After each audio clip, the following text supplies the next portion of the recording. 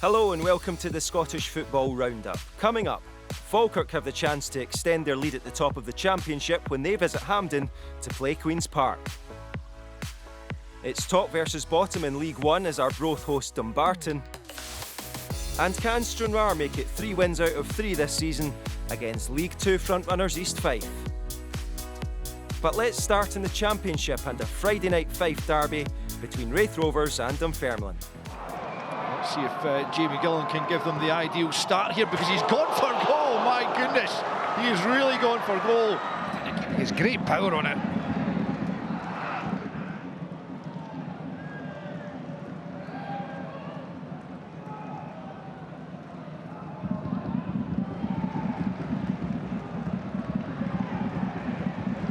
Easton emerges with possession and then forward for Pollock. Ulawiri thought about coming, must be from Pollock. There it is, the opening goal from Finlay Pollock. Well, he's been heavily involved in these opening 20 minutes, and there he is to finish with a wonderful pass from Dylan Easton, rounding the hesitant goalkeeper and slotting it home to the delight of those home fans to make it Raith Rovers 1, Dunfermline 0. Well, he's been a bright spark in the game so far, isn't he, Finlay Pollock? Been grafting away up the top, but it's the bit of quality we've been looking for. A wonderful ball from Dylan Easton, and then good composure from Finlay Pollock. That's a lovely pass, it really is. Good composure round the goalkeeper, and then he doesn't panic, he just slides into the back of the net. Put the free kick. It's a testing ball! It's a second goal for Raith Rovers, and Paul Hanlon is the man who's put it in the back of the net. Jamie Gillan with another terrific free kick, and the Dunfermline defence just could not deal with it, and Paul Hanlon doubles the Raith Rovers advantage. Well, that's a sickening blow for Dunfermline, because that free kick had actually come from a possession. And that's just a terrible goal to lose.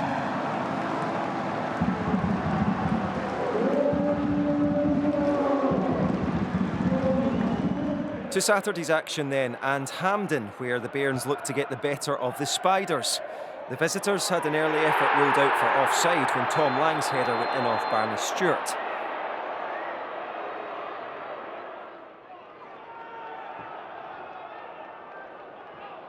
Falkirk threatened once again with some nice footwork by Calvin Miller, leading to a cross which Barney Stewart got his head onto. Adam Devine did well to repel that one, and Stewart's follow-up was cleared by Callum Ferry.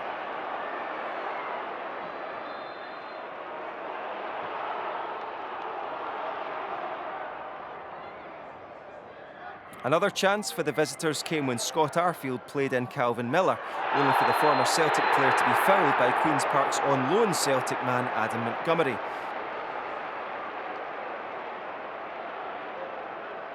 Brad Spencer with the chance from the spot, but straight at Ferry.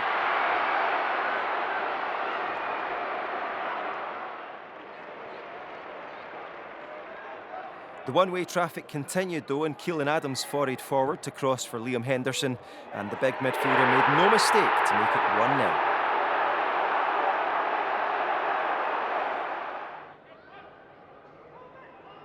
John McGlynn's men made it 2-0 early in the second half. Calvin Miller involved again, teeing up former Hibs fullback Sean Mackey to square for Gary Oliver.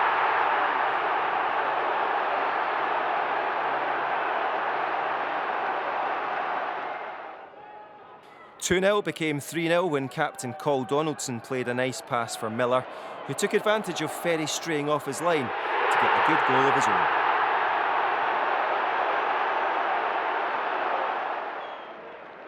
Then to put the icing on the cake for Falkirk, Donaldson and Miller-Thompson played some neat football on the edge of the box before the latter chipped in for Tom Lang to header in the fourth.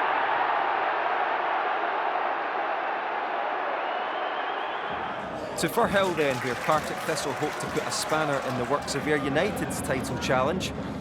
And the Jags did exactly that. A really fine flick by the hosts interim boss Brian Graham to play in Logan Chalmers, and the former Airman produced a deadly finish for 1-0.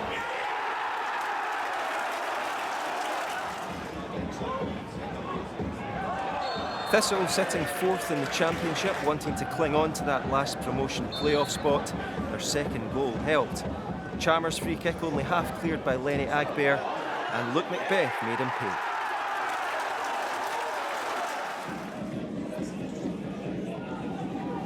Thistle nearly made things really comfy when Alex Jakubiak did well to put the ball in Josh Reed's path.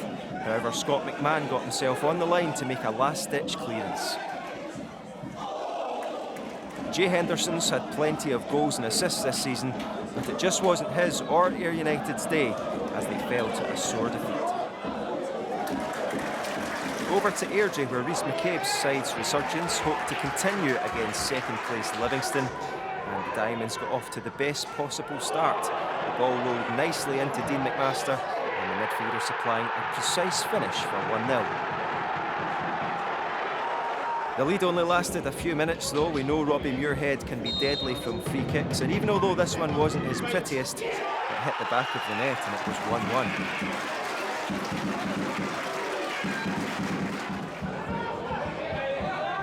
Airdrie got going again and Lewis McGrattan went slaloming towards goal after dispossessing Macaulay Tate. McGrattan's effort hit the upright, but Ben Wilson knew where the back of the net was to make it 2-1. Yet another one for the Northern Irishman.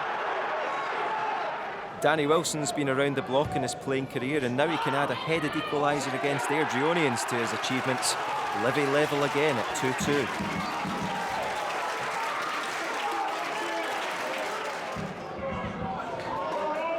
And Davy Martindale's men went on to go ahead in the game for the first time.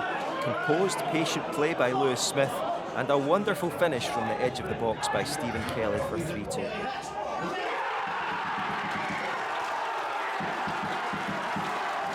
But fair play to the hosts, who summoned the spirit to equalise. Aidan Wilson ensuring the deep free kick went back across goal for Liam McStravick to finish off.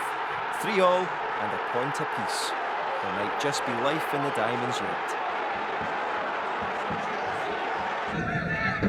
Smith taking on Delaney. A bit of space for Telfer, who hits it! My word, did he hit it!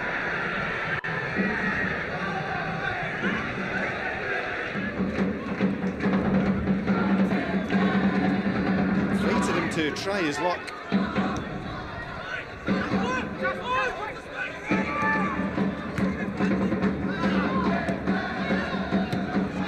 Scored since last April, Telfer. That would have been some way to get his first goal for Accies, but that save from Mullen has denied the opening goal.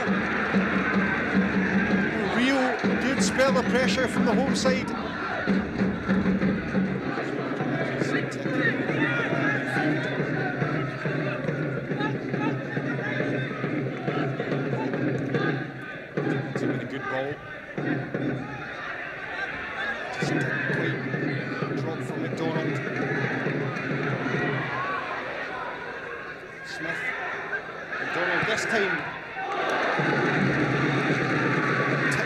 By Mullen. Saints can't improve on a point, they won't want to come away without one.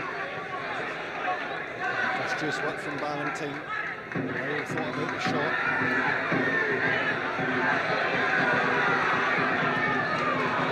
Might yet be another chance here for Morton. There is!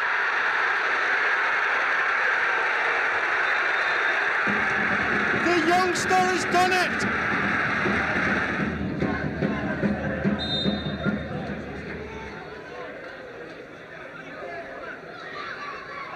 Crawford will take it!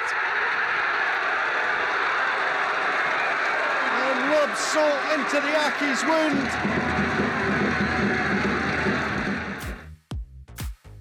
So let's have a look at the Championship table. Falkirk's lead is now 8 points, while Morton remains 7 points off the promotion playoffs, and Airdrieonians are now 6 points adrift at the bottom. Let's head to League One now, and Gayfield, where leaders are Arbroath, were hosting bottom side Dumbarton. It looked like this would be a straightforward afternoon for the Red Lichties. On loan St Mirren fullback Callum Penman getting a second bite at his own throw-in to set up Sam Stanton for the opening goal.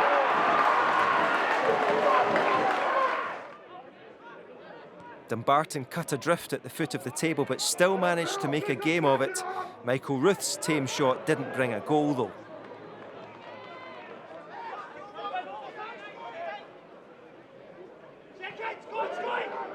Arbroath should have made it 2-0 before half-time, but Andy Winter was denied at point-blank range by Suns keeper Milos Slawinski.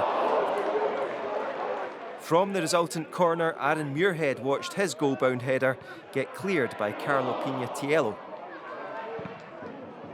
The hosts pushed again for their second after the break, and Winter had the chance to make amends for his earlier miss, but this time Mark Durnan was the Dumbarton hero.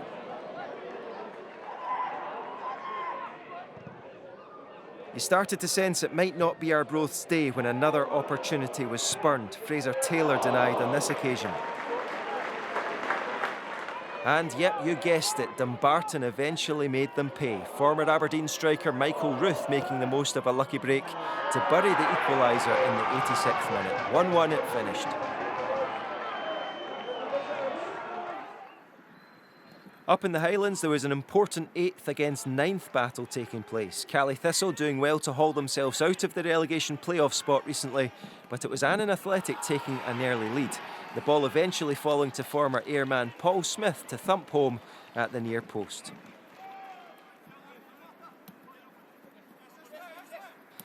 The hosts were unbeaten in 4 coming into this match, but scoring against Annan would prove troublesome.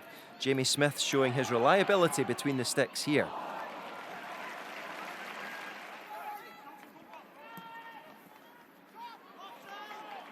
There were plenty positives about Thistle's build-up play. They worked this one nicely, and when it eventually fell to Alfie Stewart to get a shot away, Smith shone again.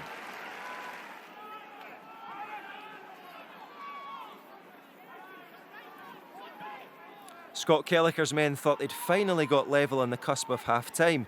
Charlie Gilmore marauding down the left and delivering for Paul Allen, who connected well and beat Smith, but not the post.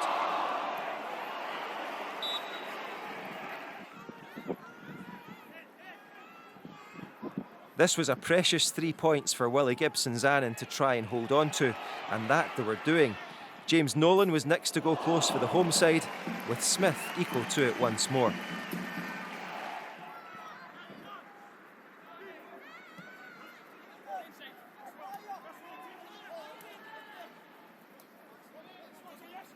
Thistle were staring at their first defeat since early February, with Adam McKinnon unleashing another effort, but Jamie Smith having the last laugh as the points travelled back south.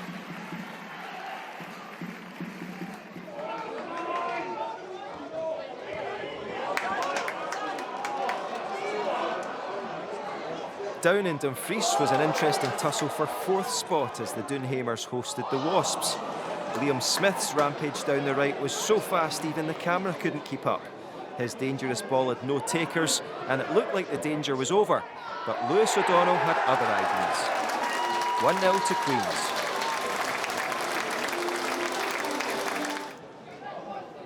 Peter Murphy's men were soon doubling their lead. How's this for bringing the ball out of defence by Jack Hanna?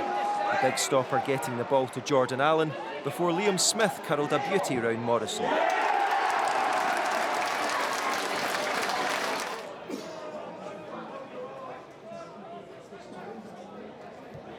Alloa had to make sure Queens didn't get out of sight, and a lovely direct move allowed Josh Gentles to tee up Luke Rankin and bring the Clackmannanshire side back into it.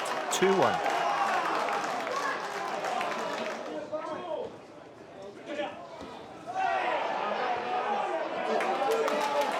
But the Doonhamers restored their 2-goal cushion in style.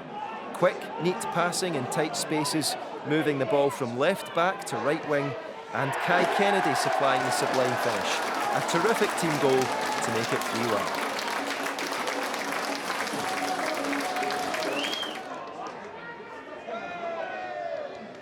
Alloa did pull one back. Queens got in a major fankle when not clearing their lines, and it eventually worked its way to Gentles for a shot, which Ross Stewart saved but Rankin squeezed in his second of the game to ensure it finished 3-2.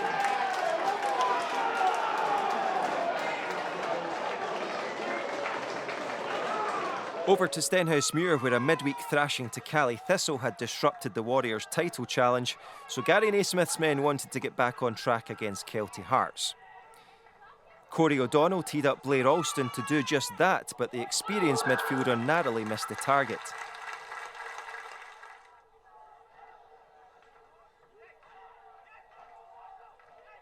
Nat Wedderburn is always an important presence for Steny in the middle of the park, and when he picked out Kinley Billum to square for O'Donnell, the hosts thought they were ahead, but the offside flag was up.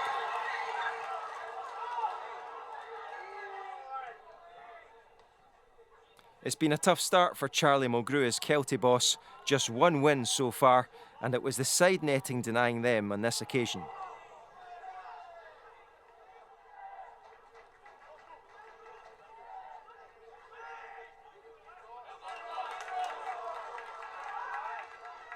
Ewan O'Reilly was next to have an opportunity for the Warriors, showing good skill before unleashing a shot going just the wrong side of the post.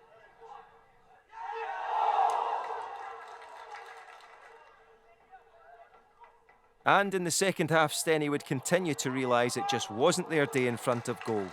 0-0 it finished. Unfortunately, there were no highlights available from Montrose's 2-2 draw with Cove Rangers, but let's take a look at the League One table.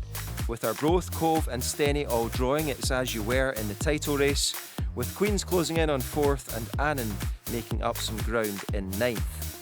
Let's dip into League 2 now, where Stranraer were hoping to beat leaders East Fife for the 3rd time this season. Pete Campbell telling him what he wants him to do when he comes on. Reid lifts that one forward. Oof. And that is beaten this time. Darren Lang is in the box. That's a handball. That's penalty, a penalty, yeah. You're right enough, Lawrence, that's a penalty. Yeah. Well noticed, Lawrence, well spotted, mate. All that continues to put the pressure on Dean Hawkshaw. And he goes. Wee brother, wee man! And Dino puts it loose in front, Lawrence, 1-0. Right down the middle, Dean Hawkshaw, 62 minutes. Now that one was allowed to bounce by Ba, letting Lang in. Yes, Darren Lang! 2-0! Bang, bang, Darren Lang for number 2. 64 minutes gone. Darren Lang doubles Stranraer's lead. What a mistake by Mamadou Ba. Maybe giving him enough too much space, Lawrence. In comes the corner. It's okay. Needs to be chased out. Bring it out. Here's Austin to McKenna. McKenna will lift it in.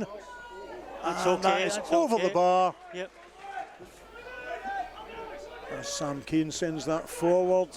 Laref headers that one, but McKnight lifts it towards Foster. Nice touch. Darren Lang is in. Darren Lang is in. That's a goal! Darren Lang for a double, and Stranraer win the game. 85 minutes. Darren Lang gets his second of the afternoon. East 5-0. Lovely finish. Bang, bang, bang, bang, says Stranraer 3. Come again, Brian. Come again, Brian. Looking to take advantage of East Fife's slip were Peterhead, but that would be easier said than done against Edinburgh City, who have been flying recently and up to 3rd. Indeed, Innes Lawson gave Stuart McKenzie something to think about early on.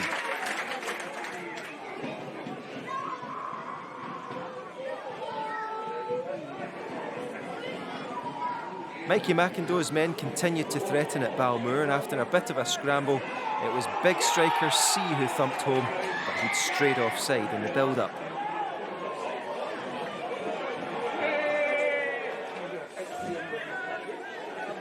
In the second half, Peterhead started to click into gear, and the woodwork would deny Scott Ross a headed opener.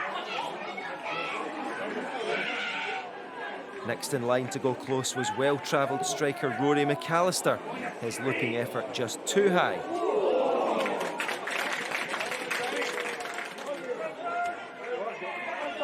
But the hosts' goal did come. Last season, Max Barry won the Highland League with Buckie Thistle. Now he's trying to lift the League 2 title with Peterhead. He finished well from Dylan Forrest's pass to make it 1-0. Barry nearly doubled his and his team's tally with another left foot shot, but this one rising too high. Peterhead, co-managed by Jordan Brown and Ryan Strachan, did get the breathing space they craved when Seb Ross crossed for Oliver Quality to apply a quality header for 2-0.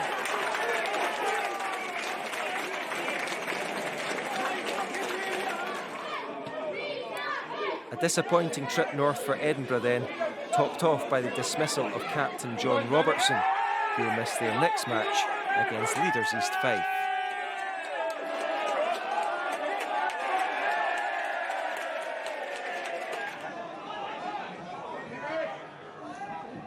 With 3 wins from their last 5, bottom side Forf knew a win against Spartans could lift them to 9th. The early signs were promising, but Blair Carswell was on his toes in the Spartans' goalmouth. Dougie Samuel's side also had to be alert when Ruben McAllister's free kick came into the box, and this time it was Bradley White clearing the danger.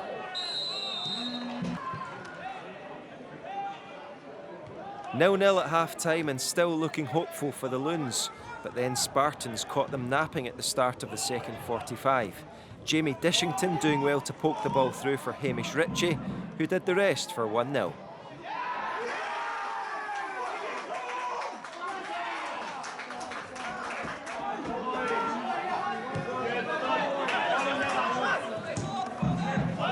Dishington was involved again as Spartans sealed the deal, pouncing on an error and setting up Brogan Walls, who was going to shoot, but Forfar midfielder Alex Ferguson did it for him. You'll not see many tidier OGs than that. 2-0.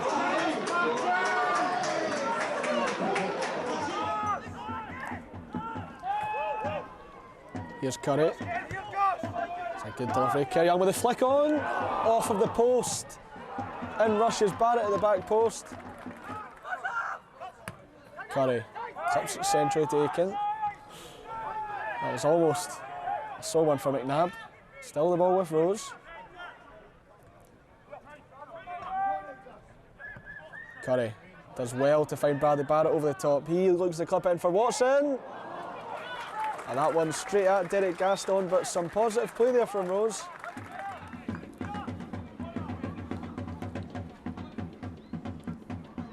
In comes the corner. And still Albion have the lead. I think there might have been an own goal in there. As Ryan Charlie runs over to celebrate.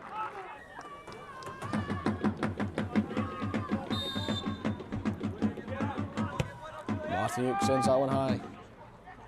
Kerry Young wins the header. Ferry back into the box. Proteus with a flick on. Falls for Watson. And Bonnyrigg goes are level. And it's a first goal for the club for Brock Watson. He's delighted with that one, as are the Rose faithful.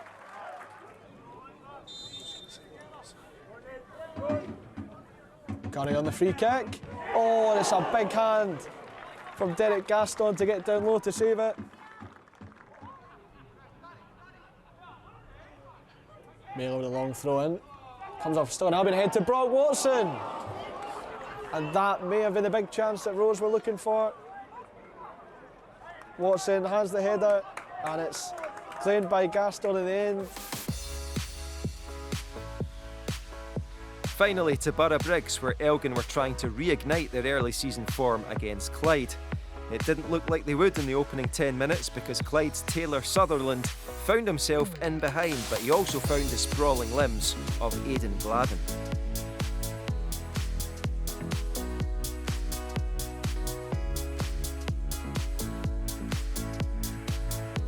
With Elgin struggling to settle, Sutherland and Clyde would get another bite at the cherry, and it was the on-loan Kilmarnock keeper to the rescue once again.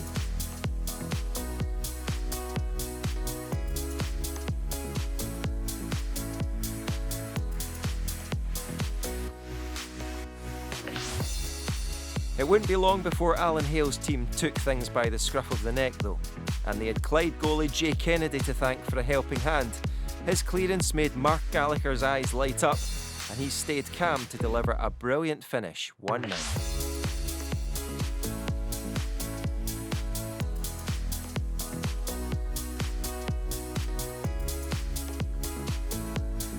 Elgin pushed for number 2 before the break and Jack McKeever's ball flummoxed everyone, Kennedy ending up with an important touch without knowing too much about it.